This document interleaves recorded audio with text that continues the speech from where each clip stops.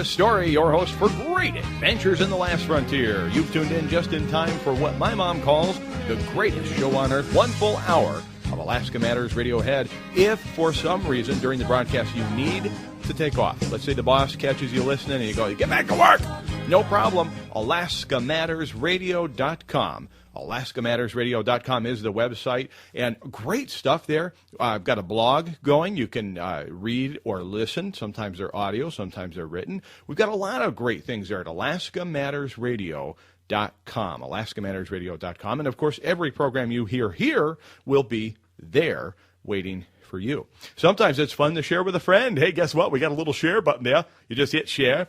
Facebook, Twitter, all kinds of options. So it's a great website. Thank you, Mr. David McCormick, GTL Designs. Great website. Love it. Can't say enough good things about Dave and his crew. So I don't know whether I can accomplish this or not. I really don't. I mean, by the way, we're going to be talking about, is your permanent fund communism? Is, in fact, your permanent fund dividend check communist? We'll talk about that. We're going to have all kinds of sound bites from last night's Homer City Council meeting, and in fact, an assemblyman showed up and testified. We've got a couple of sound bites from Assemblyman Bill Smith and the mayor of Homer and several council folk. Let me ask you this sort of pre-trivia. Who among the Homer City Council said that the voters had a choice, ice cream or a movie, and the voters in Homer, greedy as they are, voted for ice cream and a movie? That's right. Who infantilized the citizens of Homer? You'll find that out. And we're going to talk about collectivism versus individualism. And I've got a baggage beef. And I'm going to talk about the latest, what you actually shared something with me that I'm going to share back with the rest of you. And that is a letter from your insurance company. An Alaska Matters listener dropped off a letter to my company here that their insurance company had mailed them in response to the ACA, otherwise known as baggage care. But before we do that, what I want to try to do, this is me attempting to accomplish something, and it may be bigger than me. I don't know. It's a way of envisioning capitalism versus communism. It's a way of envisioning, in my mind anyway, collectivism versus individualism. So I want you to imagine you're crossing the plains. You picture a prairie somewhere, miles of nothing all around you, maybe a couple of foothills here and there, but for the most part, it's open, wide open. You're totally unprotected. You're in a wagon, horse-drawn wagon. Maybe you got 2 horses. It's a 2-horse-drawn covered wagon. You come across a few other travelers along your journey. They also are in horse-drawn covered wagons. And you get together, and next thing you know, there's about a dozen, 2 dozen, now there's 3 dozen of you. There's 36 of you, and you decide that at night, for your own protection, what you ought to do is circle your wagons and face out. And so you can each help each other as individuals. Collectively, you can provide protection for your entire group. You can keep a watch out. You can keep your fires lit. You can keep your guns and rifles ready to ward off bear or intruders or wolves, coyotes. Whatever the threat is, you as a group can get each other's back, can have each other's back. Now imagine, of this group, everybody's pointed out. Everybody's looking out. You individually have your wagon. You've thought ahead before the journey. You've got your staples. You've got your flour, your butter, bacon. You've got your lard. Whatever it is that a prairie folk would have with them, they've got their staples. They've got ammunition. They've got a gun. They are ready to take on the wilderness. But again, together, decided to come together, circle the wagons, and as a collective, help each other ward off dangers as individuals, maintaining their sovereignty over their wagon. This is my wagon, these are my things, and this is my life. This is my family. It's my duty to protect my family, but while we're here together at night, I'll help you protect yours as well, and vice versa. And then you get a guy or gal that decides to turn their wagons in. And they start monitoring what's happening in the circle. And then they start proposing regulations. So you've already begun trade. You say, hey, Mr. Jones, I noticed that your axle is looking pretty worn and your wheel needs to be repaired on your wagon. I happen to have the skills necessary to fix that. I would be willing to trade a big pat of butter which I'm short of, for my skills to fix your wagon. Great, no problem. Let's make that trade. And the next thing you know, the regulators that have turned their wagons in and are facing the group are beginning to micromanage and say, wait a minute, in order for you to make that trade, we need to tax you. We need to take a portion of that butter and a portion of your labor, and you need to work on everybody's wagon. And we need to take a little bit of that butter and spread it around to everybody.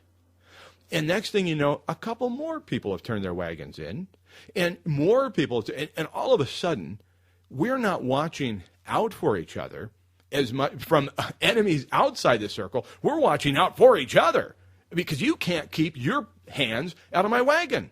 You want my kids, you want the productivity of my kids to go towards the benefit of everybody in the camp, when from the very beginning, you and I got together simply for the fact that we thought together as individuals we could help each other, but maintain individualism, maintain a sovereignty over my wagon, my life, my wife, my property, everything that I do, every dollar that I earn or trade for is mine to keep. But wait a minute, we need a well-regulated militia.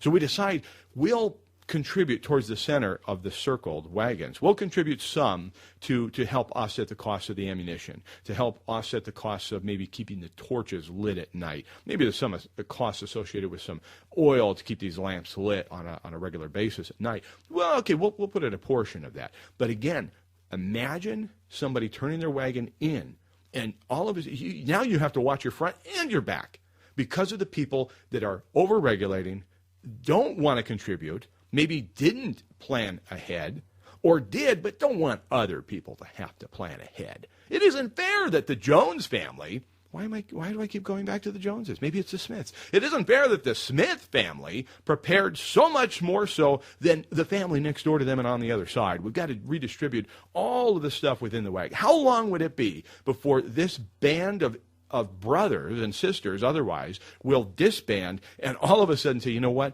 I don't want to be part of your circle anymore. I'm going to take my chances in the wilds alone. Well, that's something to consider as far as I'm concerned. See, I think in pictures. And in my mind, I see right now in America, we are at that point where the wagons are circled. And now it's not enough for you to be worried about the communists in Soviet Russia or in Cuba, or name some nation state that 40, 50 years ago was the big threat. All of a sudden, you've got it coming from all sides. And it's the enemy within is almost worse than the one without at this point. Don't go anywhere. When we come back, I'm going to talk to you a little bit about the PFD and is it really communistic? Kind of fits in nicely with our Circle the Wagons story.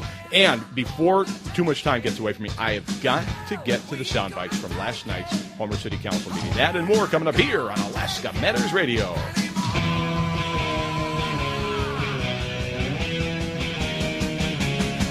It's so awesome. I'm looking right now at AnchorRiverInn.com, the AnchorRiverInn.com website. I'm looking at a live picture taken just moments ago from the Anchor River Inn looking at the bridge, that awesome historic bridge on the Anchor River and over the Anchor River. It's just so cool. What a beautiful winter day. If you ever just want to check out what's happening on the Anchor River, simply go to AnchorRiverInn.com, AnchorRiverInn.com, and look at their live cam. I'll check back in a little bit later and see if anything else exciting has happened. It's real time and it's real cool. I want to thank Anchor River Inn for making this portion of the program possible. So let me do this. Let me get to our Blackwater Bend Espresso Alaskan Mind Bender. I want to thank Alaska Blackwater Bend Espresso for making just being such a great backer of this program. They really understand liberty, understand capitalism, understand providing more in use value than they take in cash value. That is Blackwater Bend Espresso. I'm just really proud that they're part of Alaska Matters Radio and have been from day one. Thank you so much, Pat, and all of the great people at Blackwater Bend Espresso. And don't forget, if you're driving through Homer, Anchor Point area, and you live in the outer regions of Alaska, you can always stop in and grab a bag of their award-winning beans and take the flavor of Blackwater Bend Espresso home with you. Other great gifts and stuff, too. All right, here's your question. Believe it or not, in 1913, it was legal to mail your child with 53 cents worth of stamps. Is that true or false? Text me now, 299-7653, 299-7653. In 1913, it was legal to mail your child with some stamps attached to their clothing. Does that sound realistic or not? 299-7653, your name and answer. I want to send two of you out there to Blackwater Bend Espresso for free. Here's another question for you. Do you think your PFD is a form of communism?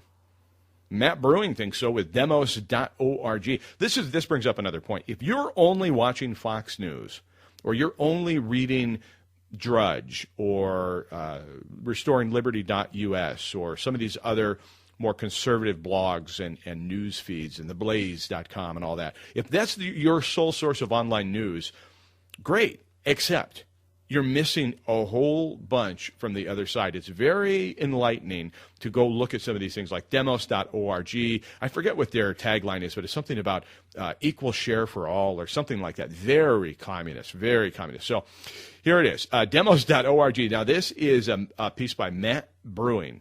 He said, in 1976, Republican Governor Jay Hammond started Alaska's Sovereign Wealth Fund, otherwise known as the SWF, which has become called the Alaska Permanent Fund. The way it works is Alaska has a big pile of money. I like that. Alaska's just got this big pile of money that it uses to buy the means of production, sometimes stocks and bonds.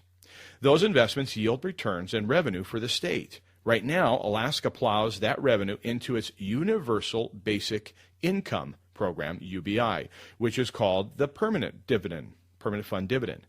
The way it works is the state sends a check to every single Alaskan each year. Last year it was $900, and in better years, though, it's been as high as $2,000. For a family of four, that's anywhere from $3,600 to $8,000 income boost, respectively. The Alaska communist story gets better and more interesting than that, though. Did you hear that? The Alaska communist story gets more interesting than that, though. The way Alaska builds the principle of the fund is in line with another of Meyerson's proposals, a famous communist.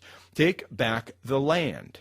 Take back the land. You see, the oil wealth in Alaska happened to reside underneath public land. Instead of, I'm not going to bore you, but I am going to go on to say, he says, how is a communist Alaska fared, you might be asking? He's calling us communists. Who is this guy? Well, they have 10% poverty rate, 33% lower than that of the nation as a whole.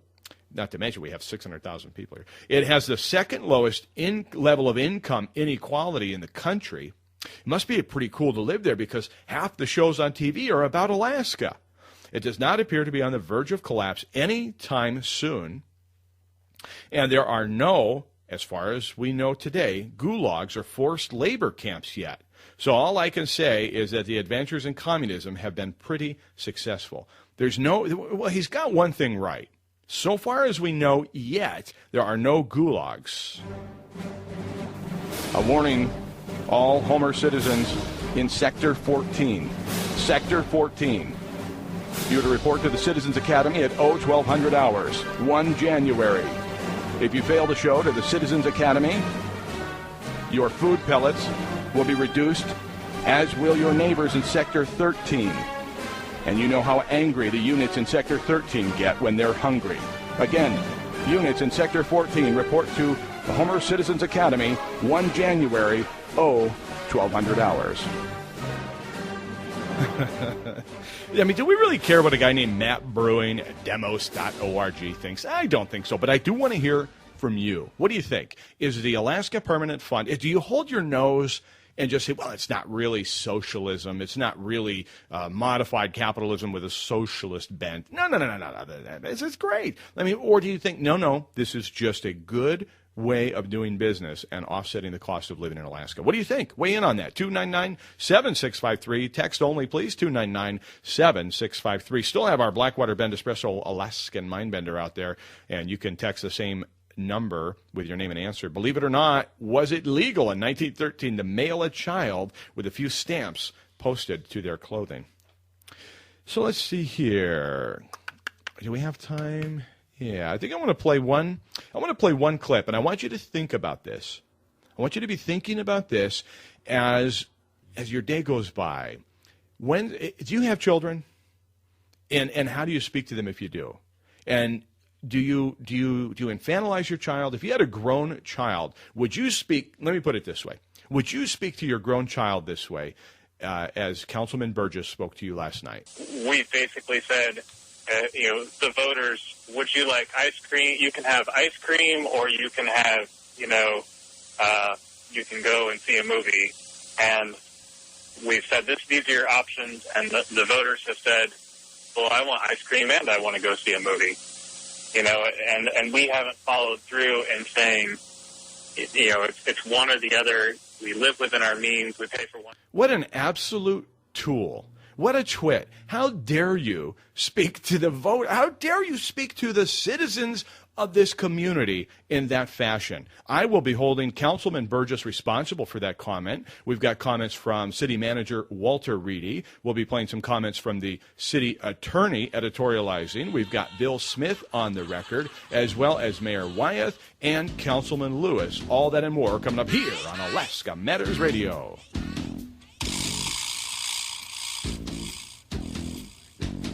I'm Chris Story. You're listening to Alaska Matters Radio, and we are indeed going off the rails of a crazy train. That's the way it feels sometimes. I was talking to a friend earlier today, and he said, I don't even know what the point is anymore.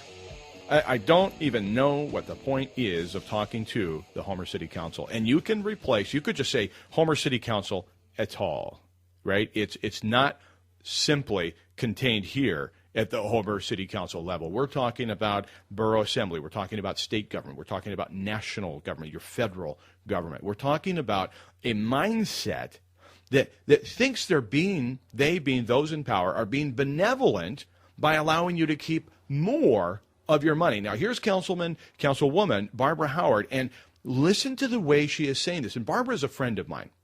And so this is not a personal attack or criticism on Barbara. I do want to say, though, that Councilwoman Howard this really does quantify for me exactly what I think most people in power right now think. While the borough collects personal property tax, for some reason or other, we got extremely generous once again in 2005 or 6, and we do not collect personal property tax for the city. Is that correct? Okay. What do you mean you got extremely generous? We got extremely generous. It's my money. It's my money. Every dollar I earn is mine to keep. What we do when we circle our wagons together is we say, hey, let's offset some of these costs. We can't all have a fire department, right? I mean, there have been private fire departments in the past and police protection, but no, we come together and pay for that. And it doesn't make sense for me to have an asphalt plant and a paver and pave the section of street in front of my home or business. So we come together and we do these things. And hey, wouldn't it be nice to have a collective spot to put our sewer? So, and avoid cesspools and avoid, 5,000 or 7,000 extra septic systems. Let's do something with water and sewer. And we do a good job at that, by the way. When the system here in Homer isn't failing and putting it into Ken Halpin's home, we do a good job. And that said, I'm just going to brag on Homer for a moment because those of you in the other areas, Kenai, Soldotna, and Cascade, Delta Junction, Fort Greely, Kodiak, Seward, all those places might be thinking, man, geez, Homer. No, Homer is fantastic. I'm the first one to stand up and say Homer's an awesome place to live. And our water, I'm just going to tell you something. If you drink water in Kenai or Soldotna, the city of Cedars, don't be offended by this, but your water sucks. It stinks. It's discoloring. Look at your glasses. Go into a restaurant. Eddie, the glasses are discolored. You guys need to work on your water system up there, and maybe we could send Todd Cook up there to help you out. However, that said, I will say this about that the mentality is also not exclusive to Homer, the mentality that you need to pay more. And so let me just go through a few of these sound bites. Now, this one I'm about to play for you is from December 9th? Or it was early in the budget process for the city of Homer, and this is City Manager Walt Reedy, followed up by Councilwoman Barbara Howard. But I don't see the way out unless council's willing to take some really bold steps. Yes, Barbara. And I guess that bold step is to reinstate the food tax. And there you have it. This is the beginning. See, we knew this was coming, and this doesn't make me some sort of soothsayer. Councilman Lewis actually said, I want on our docket, the first meeting in January, an ordinance that would reinstate the non-prepared foods tax on a year-round basis. Now, this is where things get a little bit sticky because it's not mandatory that Homer, the city of Homer, in fact, I believe, if the numbers are correct, I believe, and what I'm hearing is that Homer, city of Homer, is the only first-class city on the peninsula, that is taking a full vacation from the non-prepared foods tax during the winter months. Now, that was a borough proposition. So the borough it's all over the borough. The borough's portion is an exemption, period. But the cities were allowed to make their own decision. And we, gratefully so, as a city, decided to not tax ourselves. And then that was put back to the voters for an advisory vote in 2008. And then enacted for 2009 that, yes, indeed, we too would have a holiday for non-prepared food sales tax. Now here's Councilman Lewis. This is Councilman Lewis's second bite at the apple. His first bite was last January, and it also failed and went down in flames like his ordinance did last night. But here's his commentary. There are a lot of things that need funding, and for that you need money, and so I brought this back. I don't, Bo's got a pretty good idea also, but, we're going to have a lot of expenses coming up, and we can't get any other money any other way. We can't do a bed tax. We can't do a sin tax. We have people outside the city that call Homer home, but they, there has to be a way for them to support all of the programs and stuff that they enjoy that are within the city limits. Now, that to me is a clear example, and I'm using this for all of you as an example. I'm using the City Council here in Homer as an example for anyone and everyone listening on the World Wide Web at AlaskaMattersRadio.com and anywhere else on the Southern Peninsula or the South Central Wide listening to this. Homer City Council, this is a perfect dichotomy, or a perfect example, if you will, of the dichotomy between two different philosophies. One is that of an individualist, the other is that of a collectivist. A collectivist, and I specifically don't use the word communist or socialist or Marxist. It's collectivism. Thinks only central planning. Only money towards the central planners will solve the world's woes. That's what Councilman Lewis is stating right there. Where else will we get the money? Well, this is the only way we can get more money. Wait a minute. There's two sides to this coin. The other side of the coin is to stop spending so damn much money. Stop spending so much money. Cut the budget. See, this is the side that's the ugly side of it. They don't want to talk about that. Now, a couple of people spoke at last night's City Council meeting here in Homer and said, wait a minute, and I'm going to paraphrase, this is a regressive tax that is hurting those that can least afford to pay it, to which Councilman Lewis then replied with this. Remember, the people that can least afford it, one, they are probably on food stamps. What? Oh, booyah! Oh, I can't believe you just said that. You got to listen to it again. This is not edited. Remember, the people that can least afford it, one, they are probably on food stamps. Oh, right now, Councilman Lewis, I think you owe the entire community, anyone with any self-respect, would be incensed by your comment. And I believe you owe the entire community an apology. You really do. Remember, the people that can least afford it, one, they are probably on food stamps. Oh, that is so frustrating. How dare you? That's almost as bad. We basically said, the voters, would you like ice cream? You can have ice cream, or you can have, you can go and see a movie. And we've said these are your options, and the voters have said, well, I want ice cream and I want to go see a movie. And we haven't followed through in saying, it's one or the other. We live within our means. We pay for one. Oh, man. So we're a bunch of welfare recipients if we don't feel we can afford the extra tax. How dare you? There are people on fixed incomes that are not the recipients of welfare. There are people that are struggling in this community, in your own backyard, Councilman Lewis, that don't necessarily want your hand out in the form of food stamps and an EBT card, at the same time would like your hand out of their pocket, out of our pockets. That is not too much to ask for. Now, what happens if we don't get the food tax? What's going to happen to the children? Because if you don't have the kids, you don't have your schools. Oh, my God. We have to reinstate the food tax so we can have the kids. And because without the kids, we don't have the schools. And then what would we do? I've never heard such a great example.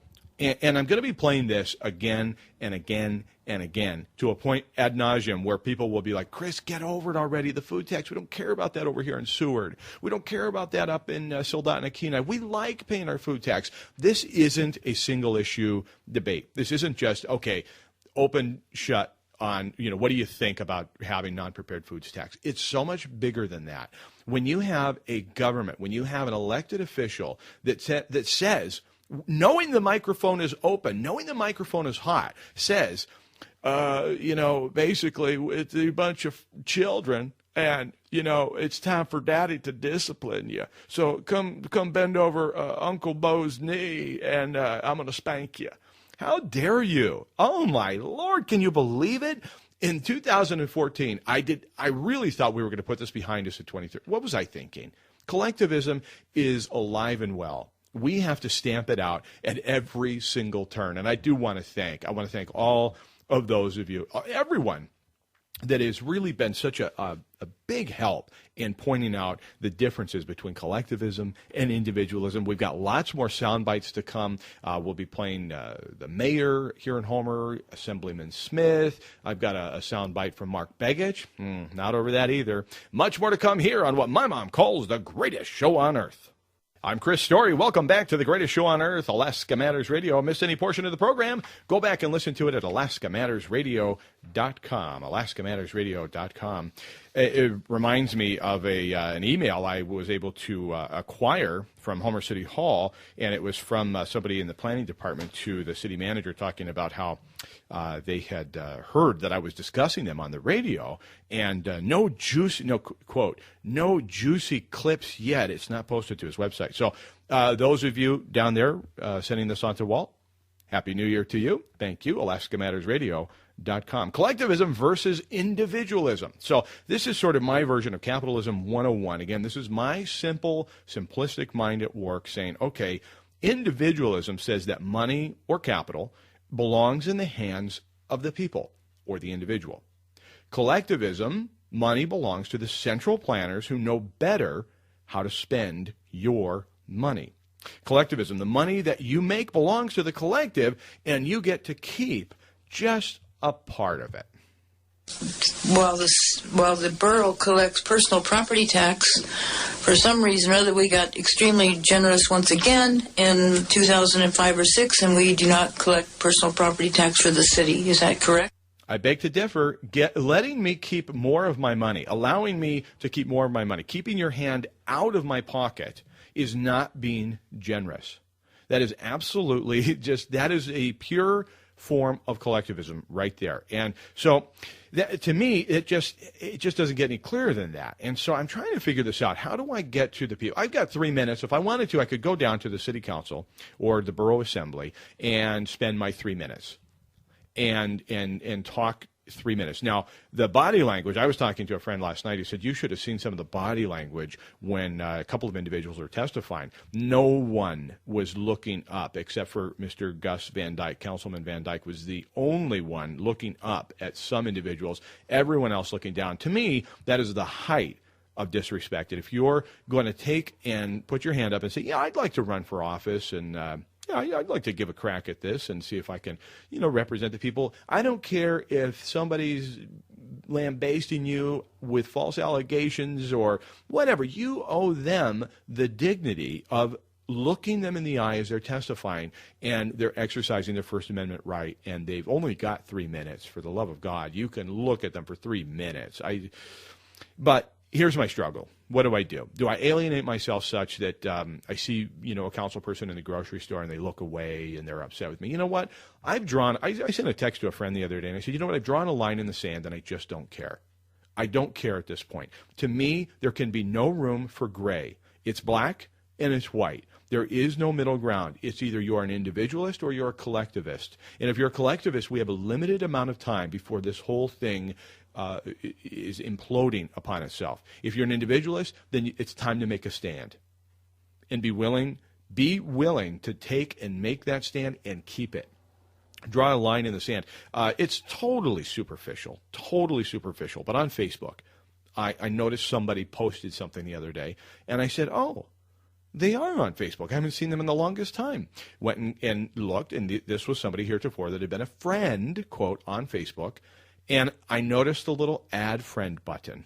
Well, you know what that means. They unfriended me. And that's okay. You have to be willing to take a couple of hits. Take a couple of licks along the way when you're stating what you believe. Sometimes people aren't, and you're doing it passionately. Sometimes it's going to rub folks the wrong way. But I'm telling you, the struggle's worth it.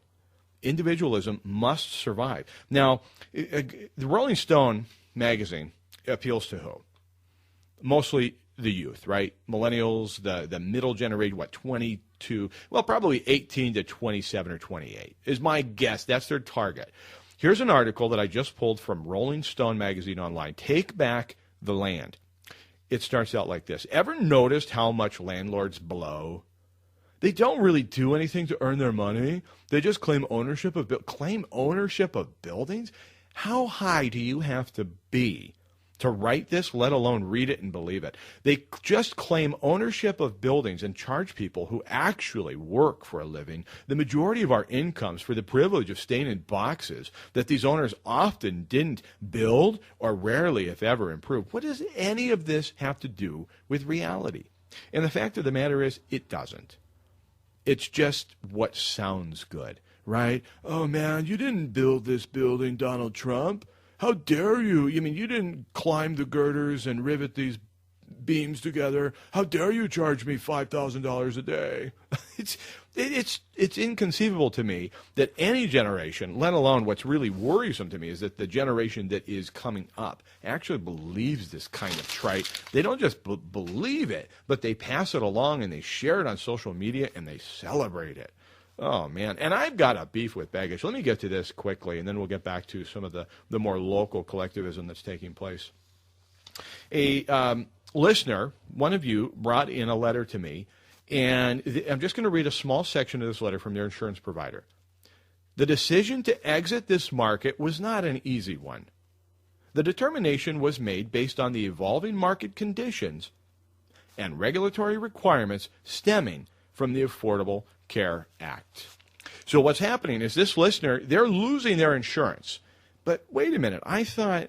if you got a doctor now, you got a medical professional you want, you get to keep that. If you have an insurance program or a health care policy you want, the idea is to make sure you keep it, that you can keep who you want, that we keep that patient-doctor relationship very strong. Okay, let me read it again, because I must have. That's our senator. That's your senator. That's your Senator Mark Begich, and this was prior to the passage of Obamacare, ACA. Let me just read it again. The decision to, because maybe I'm not the best reader. Let me just try this again. The decision to exit this market was not an easy one. The determination was made based on the evolving market conditions and regulatory requirements stemming from the ACA. If you got a doctor now, you got a medical professional you want, you get to keep that. If you have an insurance program or a health care policy you want, the idea is to make sure you keep it. Did you hear what he said? You get to keep that? As though they're doing you some favor, some regulatory favor. This reminds me, those of you in Soldotna, listen up. This reminds me of a letter I got from a doctor in your backyard. Hi, Chris. I was pleased to hear my man Begich on the local radio. I'm sure running the clip was not meant as a plug for your thinking, but for those of us who feel we are on the cusp of a major improvement in our healthcare system, it certainly was. Granted, the startup of the ACA was a disaster, but things are looking up, and the fat lady hasn't sang yet.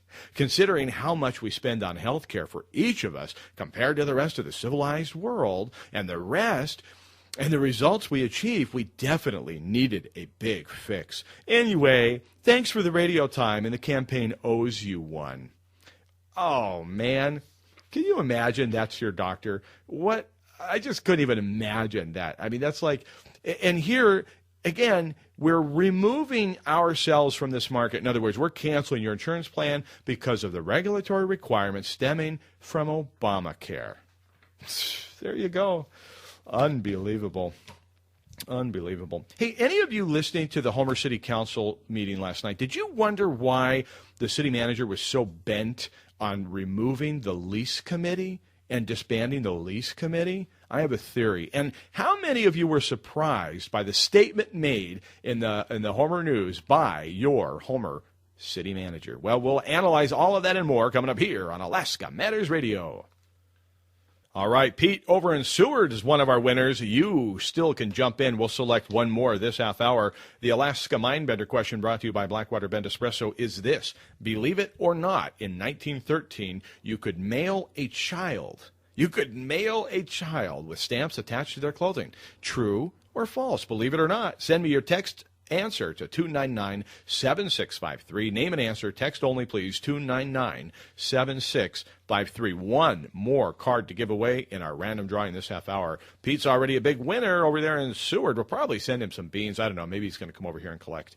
299-7653. And a couple of comments going back and forth here regarding the PFD. Is that a form of communism? Does it bother you? Does it? Because some people out there in the rest of the world, the lesser 48, are calling it communism. What do you think about that? 299-7653. Now, talking about the lease situation.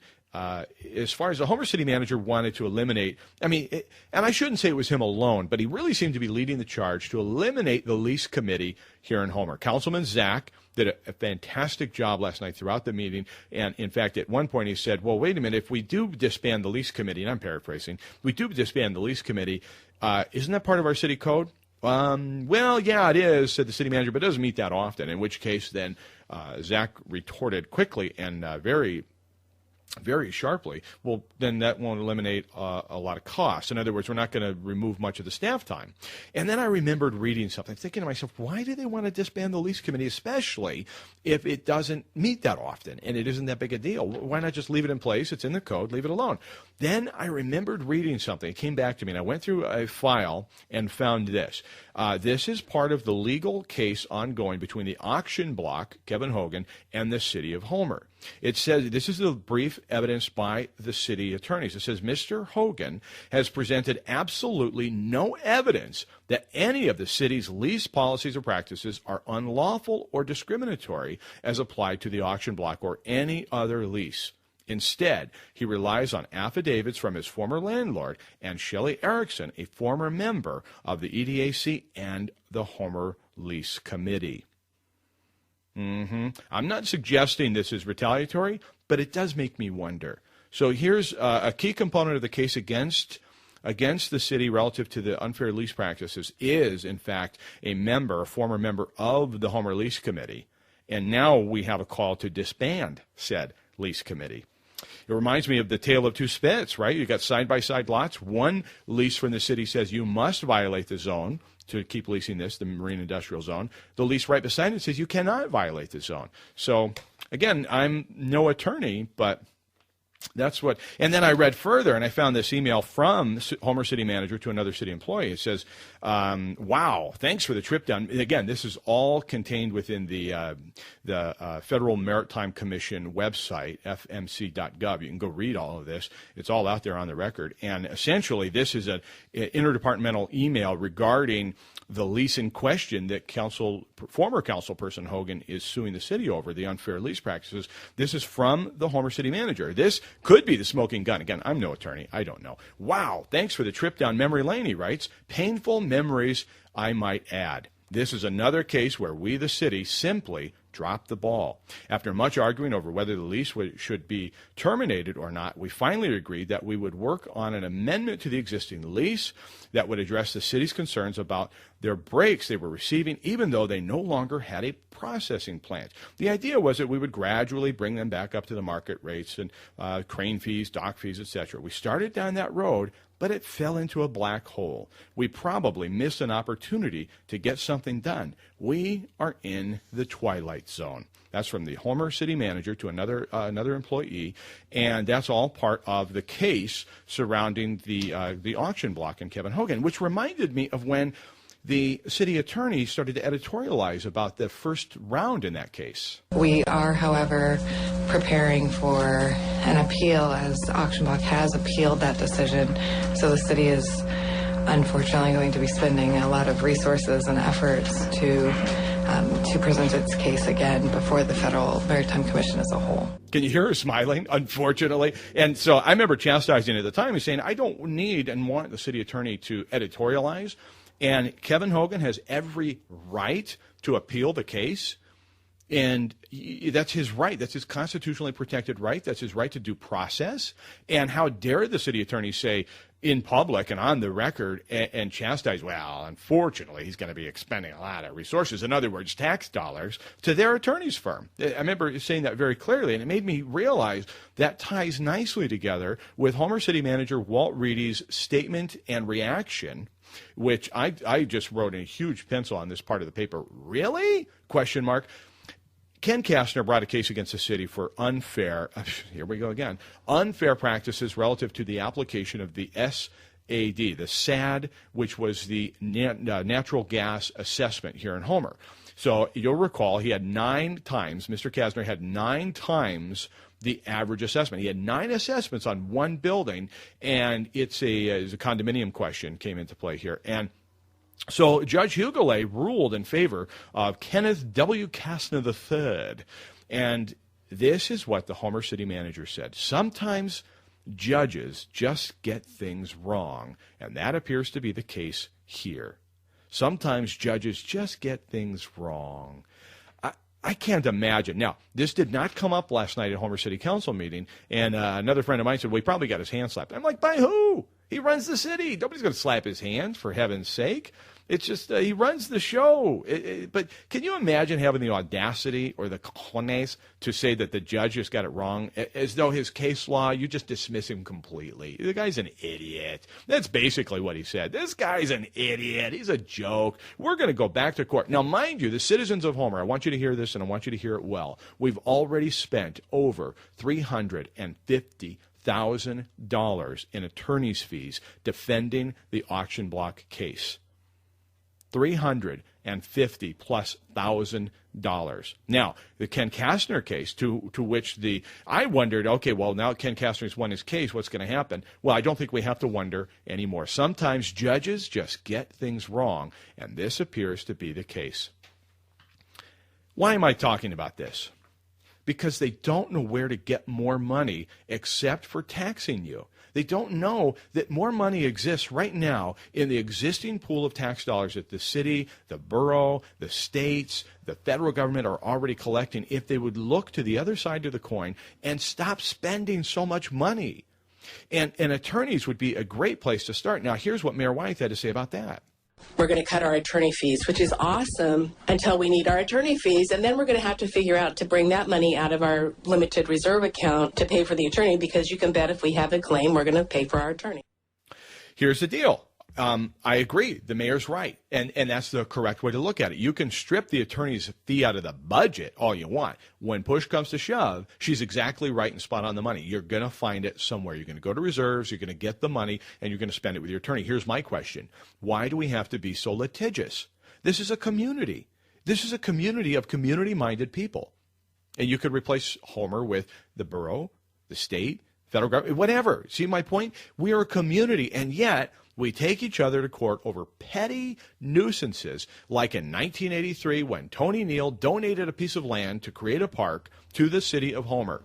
Rather than abide by the agreement made at that time and signed and recorded, rather than abide by that, the city of Homer goes to court and spends $32,000 defending the indefensible and getting a judge at that time to say, yeah, you can get out of this.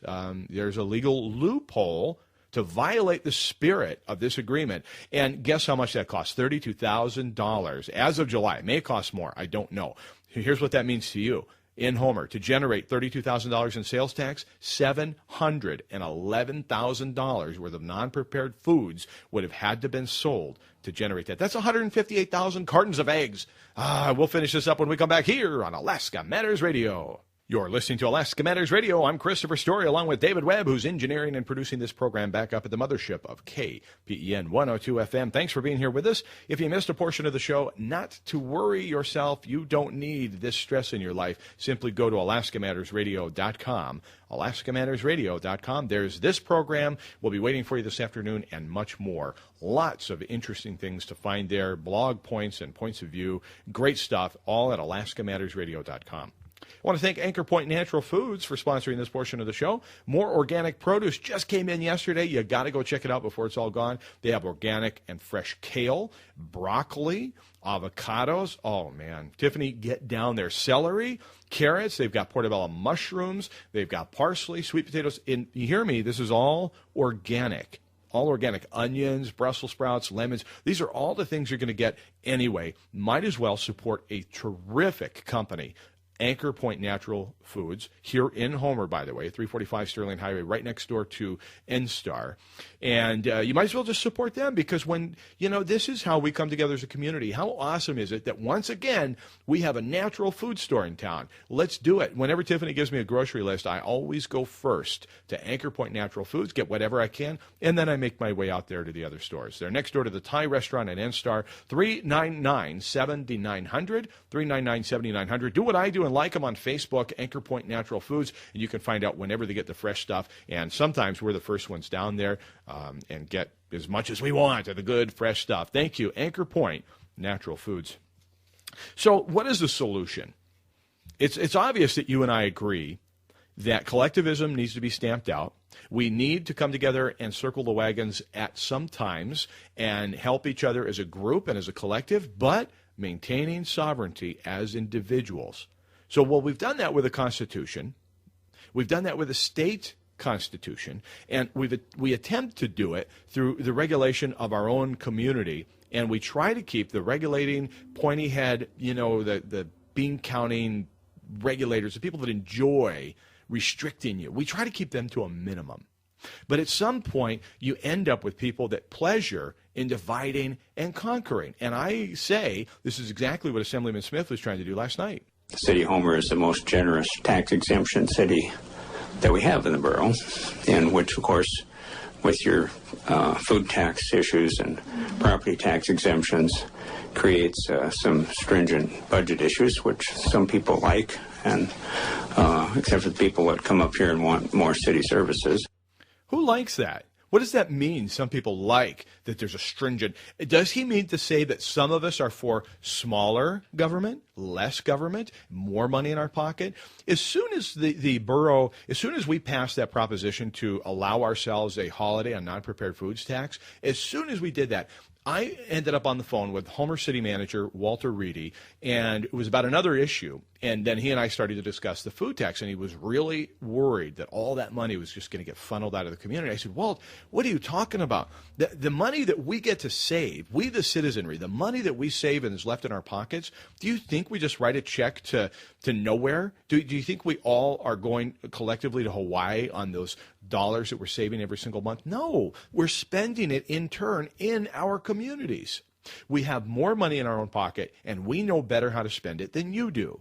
And he's, well, I hope you're right about that. And you know what? It's been deja vu all over again. It's never, ever been let go. We had 2 ordinances last night in Homer to try to bring back the foods tax, the local city portion of it, not the borough, but the city portion. We had 2 a year ago in January and February. We were having the same conversation last year. So go to the HomerTribune.com webpage tomorrow. You can read my article, Deja Vu all over again, or you can pick up a copy of the Homer Tribune wherever newspapers are sold. And it's an interesting read, and I like to offer solutions.